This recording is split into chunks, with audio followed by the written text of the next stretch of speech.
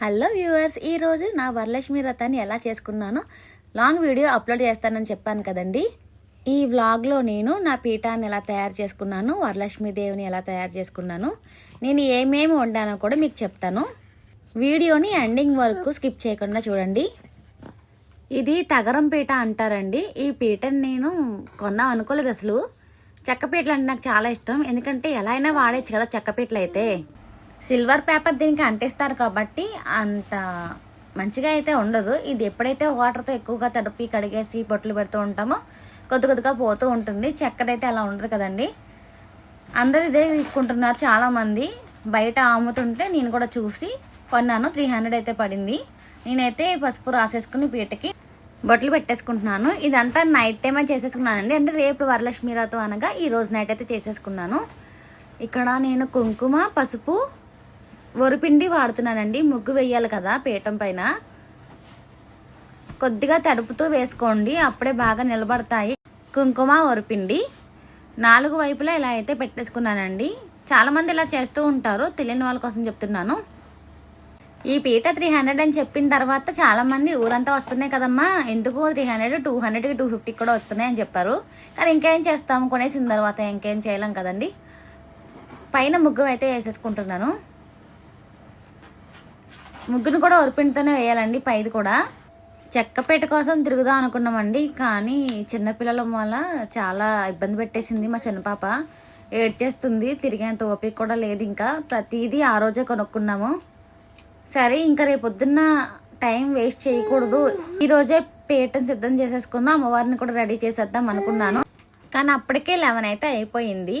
పూర్ణం కుడుములు అంటే అమ్మవారికి ఇష్టం కదండి. ఆ పూర్ణాన్ని అయితే ఉడకబెట్టేసుకున్నాము. లక్ష్మీదేవి ఫోటో కూడా విడిగా లేదండి. లక్ష్మీదేవి, వినాయకుడు, సరస్వతీదేవి ఉంటాయి కదా, అదొకటే ఉంది. సర్లే లక్ష్మీదేవి కొందామంటే మా చిన్నమ్మ అంది లక్ష్మీదేవి ఒక్కళ్ళకే పూజ చేయకూడదంట, లక్ష్మీనారాయణలతో కలిపి ఉన్న ఫోటో అయితే కొనుక్కో అన్నారు. సరే అని అదే తీసుకున్నాను. మాకు పాలవెల్లి ఆనమ ఉందండి. ఆ పాలవెల్లి కూడా కడదామనుకుంటే ఈరోజు ఎందుకులే రేపొద్దున చేసుకుందాం అని ఇంకంతా బద్దకిచ్చేసాను. పద్మ ముగ్గుతో పాటు నేను శంకు చక్రాలు వేయడం అలవాటు అండి, ఎప్పటి నుంచో అలవాటు. ఈ పీటని ఎక్కువగా కడక్కండి, ఎందుకంటే కోటింగ్ పోతుందంట. అమ్మవారికి వేసే పీఠం అయితే రెడీ అయిపోయిందండి. ఇంకా నెక్స్ట్ డే మార్నింగ్ ఏం చేసామంటే వంటలు అయితే 8 o'clock కల్లా ఫినిష్ అయితే చేసేసుకున్నాం. కాకపోతే ఈ పాలవెల్లి ఆనవ అయితే అన్నాం కదా, ఇక్కడ చాలా లేట్ అయిపోయింది. పాలవెల్లికి పసుపు రాసి కుంకుమ బొట్లు పెట్టి ఫ్రూట్స్ అన్నీ కడిగేసి థ్రెడ్తో మొత్తం కట్టేసుకున్నాము. అమ్మవారికి శారీ కట్టాలి కాబట్టి ఒక పెద్ద బిందె తీసుకున్నాను, చిన్న చెంబు తీసుకున్నాను. అందులో కొబ్బరికాయ పెట్టి కలసం పెట్టడానికి. ఆ బిందెకి కలసానికి పసుపు రాసి బొట్లు పెట్టేసుకోండి. అందులో కొద్దిగా పసుపు వేయండి. కింద బిందెలో మీరు బియ్యం తీసుకోవచ్చు, వాటర్ కూడా తీసుకోవచ్చు. ఇప్పుడు నేను తీసుకున్న బిందె కన్నా చిన్న బిందె తీసుకుంటే మంచి షేప్ అనేది వస్తుంది. అమ్మవారి శారీ డ్రాపింగ్ చాలా బాగుంటుందండి. నాకు ఆ దగ్గర అవైలబుల్గా లేక తీసుకున్నాను చిన్న చెంబు. ఒక బిందె తీసుకుని దానిపైన చెంబు కూడా పెట్టుకోవచ్చు, కలసం కింద బాగుంటుంది. అమ్మవారికి కట్టడానికి ఈ శారీ అయితే నేను తీసుకున్నాను, ఎందుకంటే ఈ శారీ నేనే తీసుకుంటాను కాబట్టి. ఎలా ఫోల్డ్ చేస్తున్నానో చూస్తున్నారు కదండి. బ్లౌజ్ పీస్ నుంచి మనం అయితే మొదలు పెట్టాలి. ఇలా నేను చేస్తున్నట్టు అలా ఫోల్డ్ చేసుకుంటూ వెళ్ళిపోవాలి. అది ఎక్కడి వరకు ఫోల్డ్ చేయాలంటే పళ్ళు ఉంటుంది కదండి, ఆ పళ్ళు వరకు ఫోల్డ్ చేసుకుంటూ వెళ్ళాలి. సేమ్ నేను చేస్తున్నట్టే చేయండి. పట్టు చీర కడదాం అనుకున్నానండి. నేనైతే పట్టు చీర తీసుకున్నాను. అమ్మవారికి ఇదైతే తీసుకున్నాను, ఎందుకంటే టైం పట్టేస్తుంది కదా. పట్టు చీర అయితే తొందరగా లొంగదు కదా, ఎక్కువ టైం టేకెను. నాకైతే టైం లేదు అసలు. ఇప్పటికే చాలా టైం అయిపోయింది. నేను శారీ ట్యాప్ చేసే టైం అయితే 11 అయిపోయినట్టుందండి మార్నింగ్. ఇంకా ఇప్పుడు కూడా స్టార్ట్ చేయలేదు పూజ అని చెప్పి చాలా హడావుడిగా చేస్తున్నాను అనమాట. పళ్ళు వరకు మడత పెట్టాలి కాబట్టి ఎక్కువ మడతలు వస్తాయి కదండి, మన చేతికి సరిపోదు.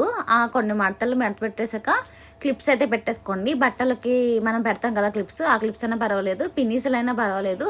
పిన్నీసులు ఎక్కువ దూరంగా పెద్ద పెద్ద పిన్నీసులు కావాలి కాబట్టి ఈ క్లిప్స్ అయితే బెటర్ ఆప్షన్ అండి. ఇలా కొన్ని మడత పెట్టేసుకున్నాం, ఇంకా క్లిప్స్ పెట్టేసుకున్నాం కదా. మళ్ళీ ఇంకొక నెక్స్ట్ మడతలు స్టార్ట్ చేయండి. ఒక దాని మీద ఒకటి సేమ్ మనం ఫస్ట్ ఎలా పెట్టామో అలానే సేమ్ పళ్ళు వరకు పెట్టేయాలి. నేను చేసే టైంకి చాలామందికి పూజలు అయిపోయినాయి. మా ఇంటి చుట్టుపక్కల వాళ్ళకి తాంబూలాలు కూడా తీసేసుకుంటున్నారు. నాకు ఇంకా చాలా కంగారు అయితే వచ్చేసింది. నాది ఇంకా శారీ ట్రాపింగ్లోనే ఉంది, స్టార్ట్ చేయలేదు కూడా ఇంకా అని. నైట్ టైం చేసేసుకోవాల్సింది, అనవసరంగా టైం వేస్ట్ చేశాను అనిపించిందండి. అంతే కదా, ఏదైనా టైం వేస్ట్ అవుతున్నప్పుడే మనకి గుర్తొస్తే ముందర చేసుకోవాల్సింది అని పళ్ళు వరకు ఇలా మడత పెట్టేసుకున్నాం కదండి. దీనికి కూడా ఇలా క్లిప్స్ అయితే అటాచ్ చేసేస్తున్నాను. రెండు వైపులా అటాచ్ చేసేసుకున్నాక ఈ పళ్ళు దగ్గర నుంచి స్టార్ట్ చేయండి. మళ్ళీ ఇది ఇటువైపు ఫోల్డ్ చేసుకున్నాం కదండి, అంటే రైట్ నుంచి లెఫ్ట్కి. ఇదైతే ఇలా మడతలు పెట్టుకొని నేను పెట్టుకుంటున్నట్టే దీనికి కూడా నేను క్లిప్స్ అయితే పెట్టేసుకున్నాను. పిన్నిసులు కూడా పెట్టుకోవచ్చు, ఈ మడతలు తక్కువగానే ఉంటాయి కాబట్టి. 2 క్లిప్స్ పెట్టుకోండి పళ్ళు దగ్గర, అంటే ఇంకొంచెం పొడవుగా కూడా వస్తాయి కొన్ని పళ్ళులు అయితే. పట్టు చీరలు అయితే ఇది షార్ట్గా వచ్చింది. మీరు వరలక్ష్మీదేవిని ఎలా ప్రిపేర్ చేసుకుందాం అనుకుంటున్నారో, ఎలా రెడీ చేసుకోవాలనుకుంటున్నారో ఆ సైజుకి తగ్గట్టు బిందెలు అయితే తీసుకోండి. నేను కొద్దిగా షార్ట్గానే చేద్దాం అనుకున్నాను, బాగా ఎత్తుగా కాకుండా. కాకపోతే బిందె మీద ఇంకో షార్ట్ బిందె పెట్టి దానిపైన కలసం పెడితే చాలా బాగా వస్తుందండి. నాకైతే అవైలబుల్గా ఈ 2 ఉన్నాయి కాబట్టి ఇవే తీసుకున్నాను. ఈ మడతలు అన్నిటికి మనం క్లిప్స్ అయితే తీసేసాను. ఇప్పుడు నేను పెట్టిన విధంగా థ్రెడ్ని కానీ పురుకోసని కానీ మీకు ఏది అవైలబుల్గా ఉంటే అది తీసుకుని ఒక మడత ఇలా పైకి వేసి థ్రెడ్ పైకి ఇలా బిందెకి అదే పైన కలసం పెట్టాను కదా దానికైతే నేను కట్టేసుకుంటున్నానండి. దానికి టై చేసేసుకోండి. కుర్చీలు సర్దుకుని టై చేసుకోండి. నీట్గా కుర్చీలు మొత్తం సదరేసుకుని, అంటే ఇంకొంచెం హైట్ ఉందనుకోండి చాలా బాగుంటుంది. కలసం ఉంది కదండి, అది కొంచెం షార్ట్గా ఉంది కదా, పెద్ద మూత అయితే ఉంది. మీరు ఆ కలసాన్ని కొద్దిగా పొడవుగా ఉన్న కలసాన్ని తీసుకుంటే చిన్న మూత ఉంటే చాలా బాగుంటుందండి. అమ్మవారి విగ్రహం అనేది చాలా అందంగా అయితే వస్తుంది. కొబ్బరికాయ పెద్ద తీసుకోవాల్సి వచ్చింది, మూతి పెద్దగా ఉంది కాబట్టి కలసానికి. మీకు మూతి చిన్నగా ఉండి కొంచెం హైట్ ఉంటే బిందె చాలా బాగుంటుంది. అమ్మవారి బొమ్మ ఉంది కదా, అది కొబ్బరికాయకి పసుపు రాసేసి కట్టేశాను. నా దగ్గర ఉన్న సెట్స్ అయితే అమ్మవారికి అలంకరిస్తున్నానండి. లాంగ్ అండ్ షార్ట్ హారం, ఇయర్ రింగ్స్ కూడా ఉన్నాయి. ఇవన్నీ పెట్టేసిన తర్వాత వడ్డానం కూడా పెట్టానండి. అది మా పాపది. వడ్డానం పెట్టినప్పుడు చూసారు కదా ఎంత లావుగా వచ్చిందో అక్కడ. ఎందుకంటే పెద్ద బింది మీద కొద్దిగా చిన్న బింది తీసుకుంటే మీరు పొడవుగా ఉన్న బింది పర్ఫెక్ట్ షేప్ అనేది వస్తుందండి. మా వారు నాకు కొద్దిగా సాయం చేశారండి. పాలవెల్లికి పూలు పెట్టి దండ వేశారు, ఆకులు కూడా పెట్టారు ఆయన తాళ్ళకి. అమ్మవారికి పూలు కూడా ఆయనే అలంకరించారు. అది చేయడం చాలా ఎక్కువ అండి, ఎందుకంటే ఎప్పుడు అంత ఎక్కువ హెల్ప్ చేయరనమాట. ఆయనకి సూపర్ ఉందని మురిసిపోతున్నారు. చూసారు కదా ఏమేమి వండానో చెప్తా అన్నాను కదా. పులిహోర, చోలే శనగలు అంటే అమ్మవారికి ఇష్టం అన్నారని అది తీసుకున్నానండి.